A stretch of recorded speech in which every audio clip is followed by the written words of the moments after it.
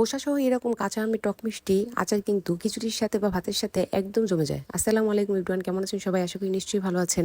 সবাই তো বলে রোদে দেওয়ার ঝামেলা ছাড়াই কাঁচা আমের এই টক মিষ্টি আচারটা বানানো যায়, কিন্তু আমি বলবো রোদে দেওয়ার একটু ঝামেলা তো করতেই হয় এই আচারটা যদি আপনি আস্তভাবে রাখতে চান। আচারের মশলার জন্য এখানে আমি 6টা শুকনো মরিচ আর 1 টেবিল চামচ করে ধনে, জিরা, মৌরি আর পাঁচফোড়ন নিয়েছি। 2 রকমের সরিষা কাঁচামরিচ দিয়ে বেটে নিয়েছি আর কিছু রসুন কুচিয়ে নিয়েছি। এই আচারে কিন্তু একটু তেলের পরিমাণটা বেশি যায়, কারণ সম্পূর্ণ আচারটাই তেলের ভিতরে ডুবে থাকবে। এখানে আমি শুকনো মরিচ আর রসুন কুচি দিয়ে একটু ভাজা ভাজা করে তারপর সরিষা বাটাটা দিয়ে দিব।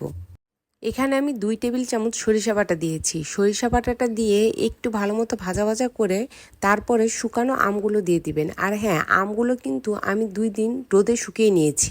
ইউটিউবে এরকম হাজার হাজার ভিডিও রয়েছে যেখানে বলা হয়েছে রোদে দেওয়ার ঝামেলা ছাড়াই আমের আচার বানানো, কিন্তু বিশ্বাস করেন এই আচারটা যদি আপনারা একটু রোদে না দেন তাহলে এই আচারটা সুন্দর কিন্তু এইরকম চাকচাক থাকবে না, এটা কিন্তু গলে যাবে। আমি এই আচারটা টক মিষ্টি বানাবো, তাই এখানে আমি হাফ কাপ পরিমাণে চিনি দিয়ে নিয়েছি। এটাতে খুব সামান্য পরিমাণে চিনি দিব।